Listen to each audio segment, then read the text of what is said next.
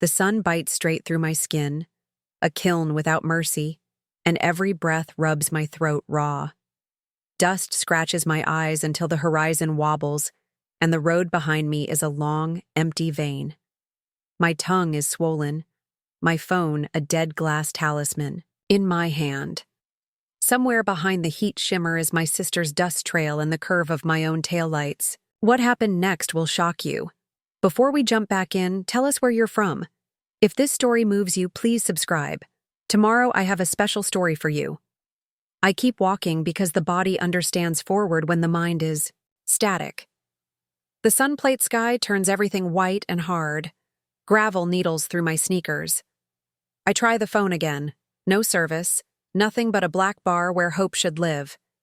When you are alone in the desert, your thoughts organize into lists. Water, shade, a mile marker that looks the same as the last. 45 minutes ago, we were laughing. The AC coughed lukewarm air while Tucson fell behind us. I think something's wrong with the tire, Bella said, easy and careless, pointing to the front right. I pulled over because I always pull over. I bent, pressed my palm to rubber that was perfectly fine, and then the engine revved. Gravel spanged my calves.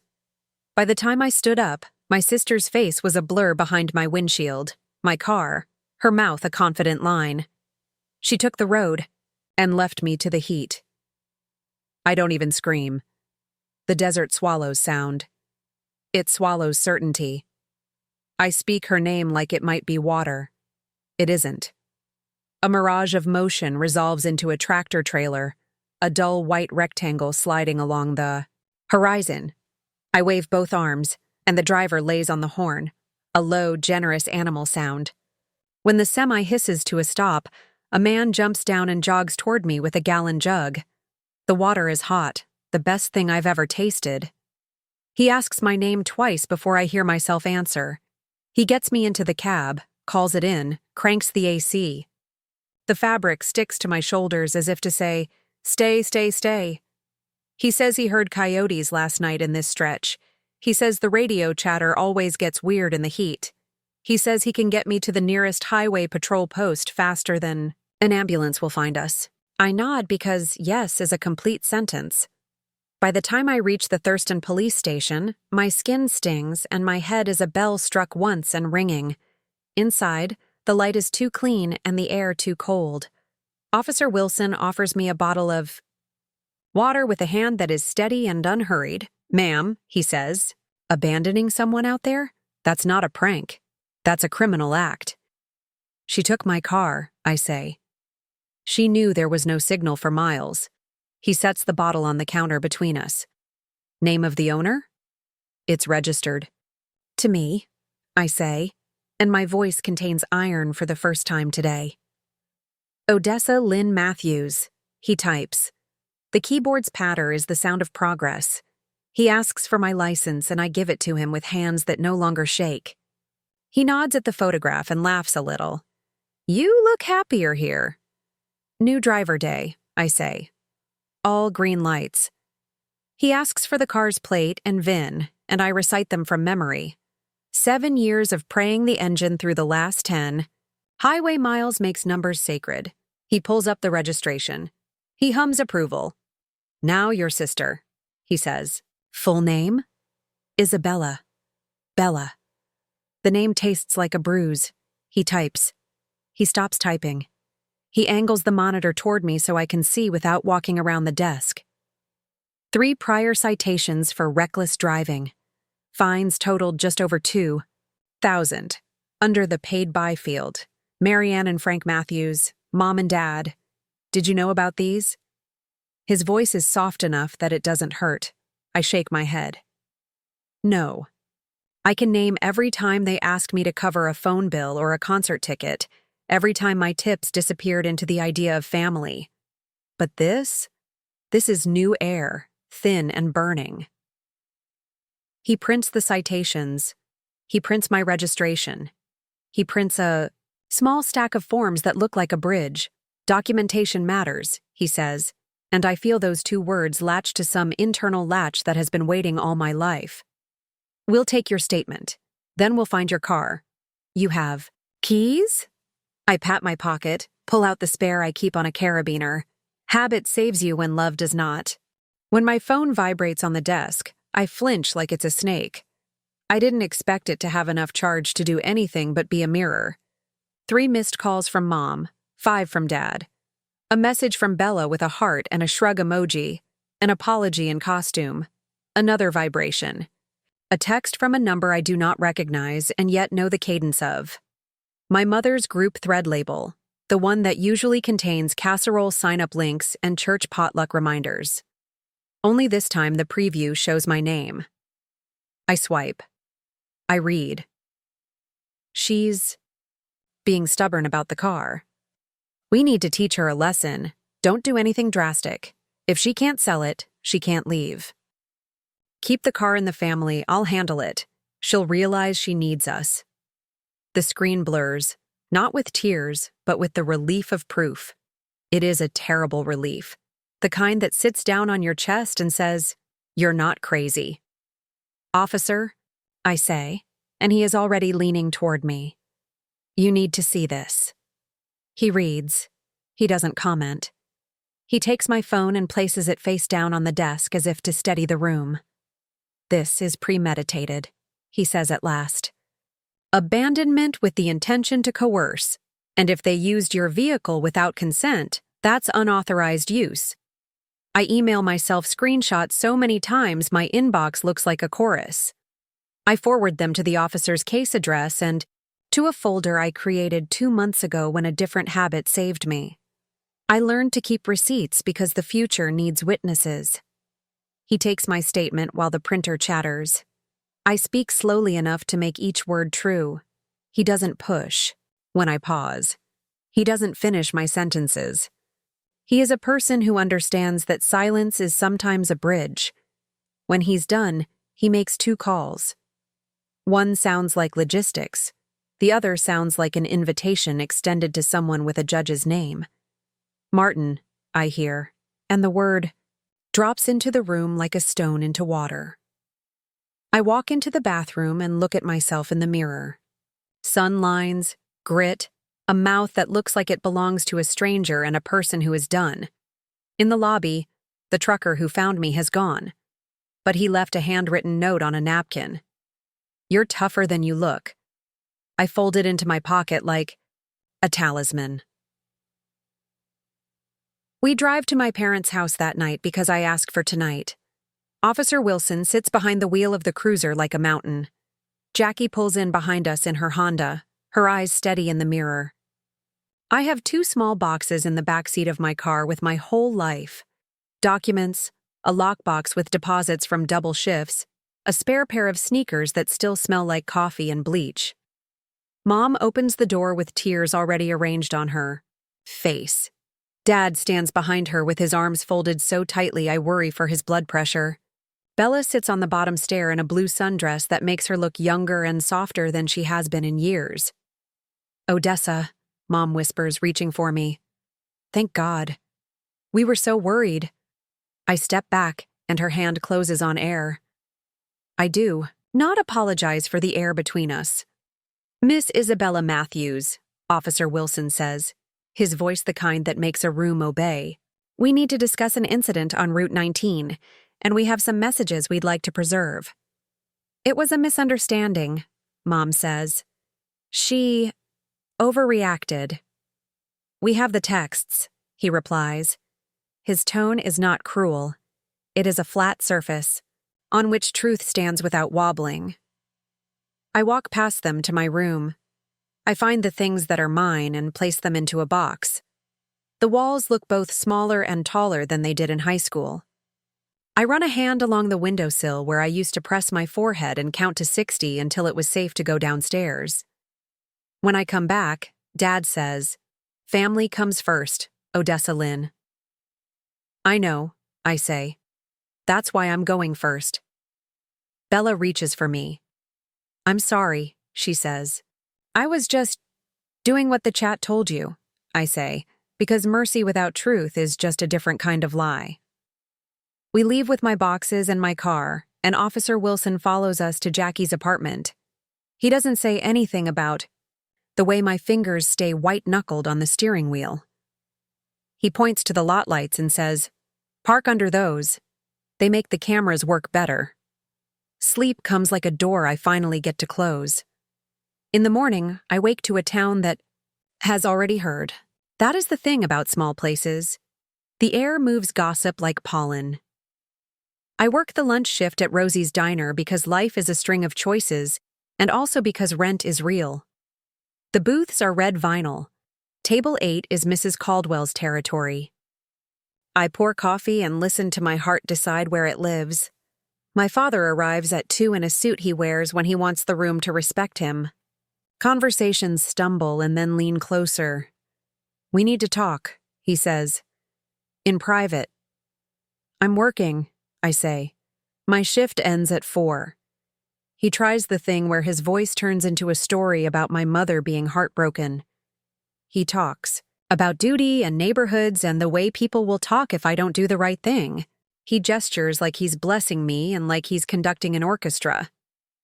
I take the folder out of my bag and place it on the counter between us. Receipts. Bank statements. A payment log for every month of the last 7 years. Registration. In my name. I kept everything, I say, and the relief in that sentence is like sitting down after standing for hours. The diner goes quiet in the way that means hungry. My boss Martha pretends to wipe the salt shakers, which means she will throw herself between me and a train if necessary. Mr. Henderson hides behind his newspaper with a smile that has edges. Bella arrives with eyes that look as if she paid for them with a night's sleep and a tube of mascara. Her voice is soft enough to make strangers lean in. "I'm in therapy," she says, and I hope she is. I also know that an apology is a beginning, not a settlement. "I'm glad," I say. "Keep going." I do not let her touch my hand. "Odessa," Dad warns, and the warning lands on the form like a leaf on water. It moves nothing below the surface. Officer Wilson steps inside at exactly the moment when the room needs a doorstop. He nods to Martha. He nods to me. He nods to my father, as if grace should be rationed evenly in public. "Mr. Matthews," he says, "we're here to ask some questions about a vehicle that's registered to your daughter." "We've been making payments," Dad says. "No," I say. "You haven't." I open the folder. I lay out the receipts in a line like a backbone. He watches the spine of my work become undeniable. Mrs. Caldwell clears her throat like an amen. Mr. Henderson folds his paper like a curtain call. Martha says, "Table 10 needs pie," which is code for, "Everyone has seen enough." We file the police report the way you file your nails. You don't want to, but it prevents future bleeding. Officer Wilson talks to me about a protective order. He says the word temporary a lot because legal things are often built of small bridges, not one big leap. At the courthouse, Judge Martin reads the documents the way a good teacher reads, a lesson plan for intent. He asks precise questions. He doesn't ask me to bleed for the room. He signs a TRO and explains that a hearing will come later, that today is about air, space, and time. That evening, I stand next to Jackie and watch the sun smear out behind the complex across the street. The air tastes like rain that cannot decide. My phone buzzes with a number I've saved as Mom Maybe. I silence it. I let the message go wherever unwelcome things go when you don't open the door. I sell the car in my head a dozen times that night. I sell the car to buy an apartment near the bus line. I sell the car to pay for paralegal classes. I sell the car to prove that I can let go of anything I bought with pain. I practice the Craigslist listing in a text editor like it is a scene. In the morning, a woman at the DMV whose name tag says A&A calls me. The way she says my name tells me this is not a routine call. "Ms. Matthews," she says, "I'm calling about activity attached to your VIN ending in 4271. I sit down before my legs agree to it. "What kind of activity?" "There's an attempted lien recorded last night," she says. "A dealership submission with a notary. Acknowledgement. It's odd." Your name's on the title, but the lien holder field is, let's say, ambitious. My mouth goes dry in a different way. What does ambitious mean? It means whoever submitted it wanted to encumber your title to prevent you from transferring ownership. It would keep the car in the family, so to speak, unless you paid off the lien. Heat blooms in my palms. Can you tell me who? I can't disclose over the phone, she says, and then she lowers her voice. But I can tell you to bring any documentation you have, and to ask the notary for their journal entry, because if you weren't present with ID when this was notarized, we have a problem that favors you. I call Officer Wilson. He listens without interrupting. When I finish, he says, "We'll meet at the DMV at 2? And we should pay the dealership a visit afterward." At the DMV, Anna has a smile that says she likes when people bring receipts. I give her copies of my registration, the TRO, the screenshots, the citations from Bella's file. She prints the lien attempt and slides it across the counter in a plastic sleeve like a specimen. The line that should hold my signature holds a stranger's simulation of my name, my looped D broken into a stick, my S too tight. "We're going to request the notary's journal," Anna says. "There should be an entry with your ID type, number, and a thumbprint depending on state practice. If it's not there, or if it's wrong, we've got grounds to void." She taps the dealership code in the corner. Pearl Ridge Auto. I know the place. It's where Dad gets discounted oil changes because the owner sometimes sits behind him at church. Officer Wilson takes a copy and talks into his radio. He says a series of numbers that make the air steadier. "Let's go," he says, and Anna smiles in a way that makes me brave. Pearl Ridge Auto has balloons tied to the sign. The showroom smells like carpet cleaner and coffee. A man in a blazer too small for his convictions appears and tries to shake my hand without using his eyes. "We'd like to speak with your notary," Officer Wilson says. The man smiles like he sells forgiveness with a warranty. "Our notary is at lunch." "We can wait," Wilson says. "Or we can call and see if the notary journal can be produced promptly pertaining to a filing made last night." The man's smile twitches. "Let me check." He disappears. He brings back a woman with a desk smile and a stamp. She places a black journal on the counter like a magician who is about to discover her own trick. I watch her flip open to last night's page. She runs a finger down a column of names and dates and ID types. She stops. She frowns. There's no entry for this VIN, she says. Her voice tries to decide whether to be confused or afraid. "Then how did you notarize a lien packet?" Wilson asks. "I didn't." She turns to the man in the blazer. "Did someone else?" He lifts his hands. "We handle a lot of volume. Maybe it fell through the cracks." "Notaries don't drop people through cracks," Wilson says. He speaks gently, which makes the words heavier. "They log them." He asks for their CCTV. The man hedges. Wilson explains the part of the law where hedging is a verb that turns into a bad idea.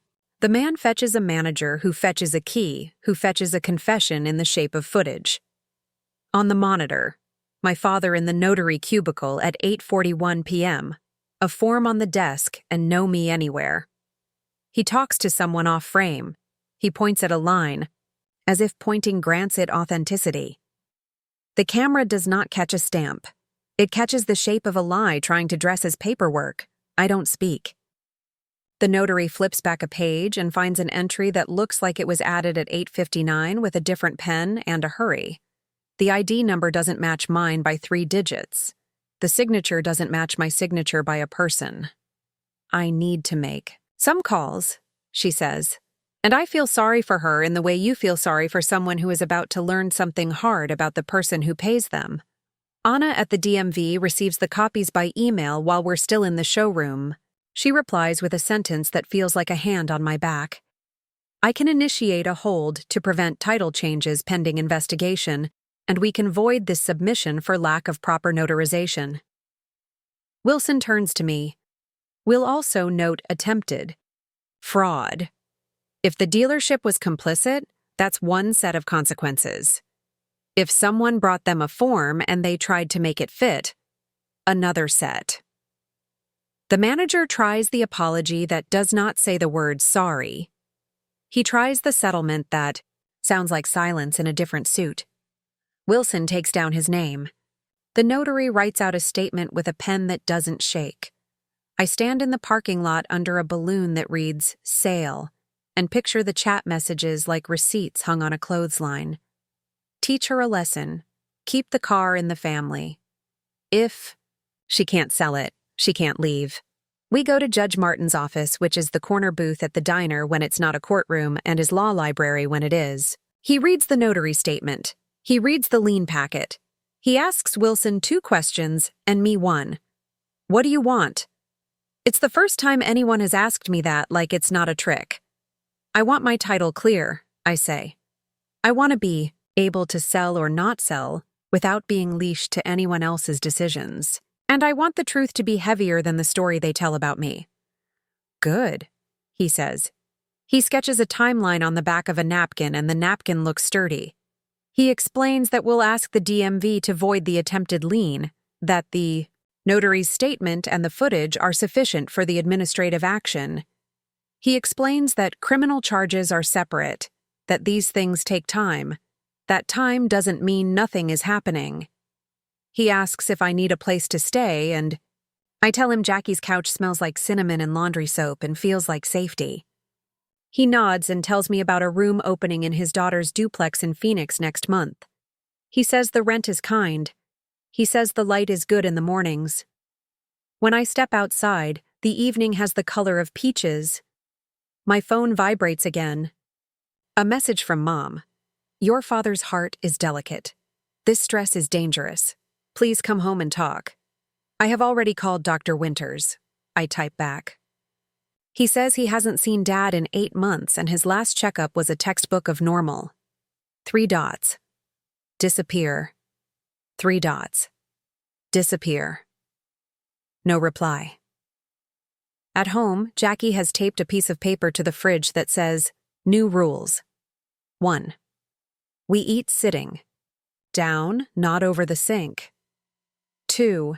We do not answer guilt texts after 8 p.m.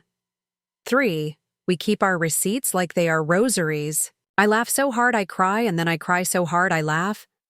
The next week moves like a slow river that still gets there. Anna files the void. The DMV issues a letter that says my title is clean. The dealership sends a certified envelope that smells like fear, offering a discount on maintenance as though a coupon could mop up a forgery. Wilson advises me to keep it for evidence and then to make coffee. I list the car, and a woman named Carmen shows up with a mechanic and a fair offer. I sleep on it. In the morning, I accept. We meet at the DMV where computers and stamps turn intention into fact. The title transfers from me to her in a sequence that feels like breathing exercises finally working. Mom calls, Dad calls, Bella calls. I let them land in a voicemail box that is a padded room for words that once would have rewritten me. When the money is in my account, I stand in the parking lot and touch my palm to the hood one last time. I whisper thank you to a machine because sometimes gratitude needs an object. Carmen smiles like she knows and hands me a rideshare voucher she brought, just in case. I take it and let kindness be easy. At Rosie's diner, Martha slides a letter across the counter while I'm counting out quarters for the till. For you, she says. No stamp. My name in handwriting that is too neat to be my mother's and too careful to be my father's. Inside, I saw the screenshots. You're not the only one they made small. Thank you for making the room bigger. It isn't signed. It doesn't need to be. I meet with Judge Martin about classes. He prints a schedule that looks like a map out. Paralegal studies, contracts, evidence, administrative law. I trace the boxes with a finger and imagine my name on a door that isn't a bedroom. Therapy happens on Tuesdays with Dr. Schaefer, who does not spell her name like my brain tried to write it when I was tired and afraid. She says boundaries are not walls. They are doors that lock from the inside. She says forgiveness is something you do for your own cardiovascular health, not for someone else's sense of their story. She says the desert is a kind of teacher, harsh, honest, uninterested in lies. I drive a rental until the check clears, and then I buy a Honda that starts on the first try and doesn't know any of my old roads. I take it out to the same stretch of highway where my sister left me and pull over. I stand in the place where the sky and the ground agree to be endless and feel so small I can finally be big. My phone buzzes. A text from an unknown number. Family dinner tonight, 6 o'clock. Your dad needs peace. I type, I wish you healing. I wish myself distance. I set the phone down. I set a pot to boil. I chop an onion like it owes me money and cry because onions are generous that way. 2 weeks later, the dealership manager is replaced. The notary leaves a handwritten apology in my mailbox that says I was told it was urgent and routine, and I forgot that urgent and routine cannot share a page. She includes a copy of the journal entry where my name should have been, blacked out because law, and I can see the shape of 3 numbers that do not belong to me. I put the page in a folder labeled Lessons. Mrs. Caldwell corners me at table 8 and says, We told them at Bible study, you know. We told them the difference between forgiveness and permission. She pats my hand and orders pie because sometimes solidarity comes a la mode.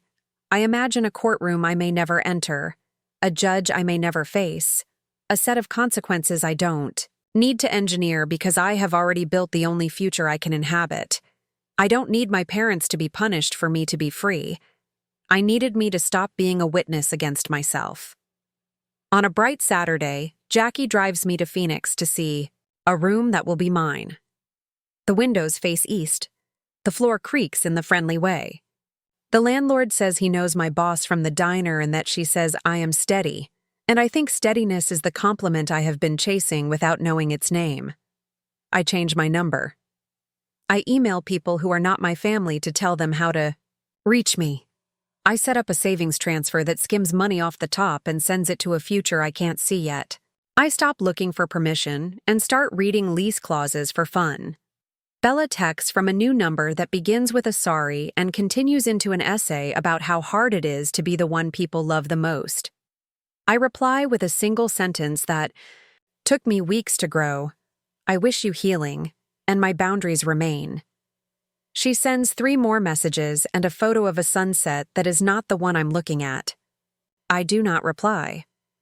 I teach a Thursday night group at the community center called Found Family, because we are not born with all our people. We talk about bank statements and title scans and the difference between secrets and privacy. We practice saying, no out loud in a room where no one argues back. Officer Wilson stops by one evening with a tray of brownies his wife made and a smile that looks lighter than it did the day he found me. DMV closed the loop, he says. Attempted encumbrance voided. Dealership sanctioned. If you ever want to file civil, the record is solid. Thank you, I say, and I mean for more than paper. The next time I drive that long stretch of road, it is on purpose. The sun is a coin, the sky is a bowl, and the desert is the same teacher it was the day I thought I would become small enough to be nothing. But I am not nothing. I am a person who knows the weight of her own name on a title and the sound of her own voice when it stops performing and starts telling the truth. I roll down the window.